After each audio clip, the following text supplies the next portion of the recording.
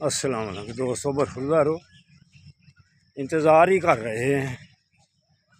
मियाँ फैयाज साहब कह रहे थे आने वाले हैं, होगा ग्रुप वाले फ़ोन पे बातें हुई हैं, लेकिन नींद भी एक अपनी प्यारी चीज़ है। फिर आजकल लेट सोएं तो फिर नींद का जो मज़ा है वॉक का फिर कम नज़र आता है, लेकिन मेरी नज़र से जो देखेगा फिर इंशाअल्लाह ताला वॉक का ज़्यादा मज़ा आएगा। अगर ला हौला वाला कुव्वत पढ़ कर उठेंगे ना तो जल्दी पार्क में आएंगे, वरना फिर सोए ही रहेंगे। आ जाओ। वाले सलाम। अच्छा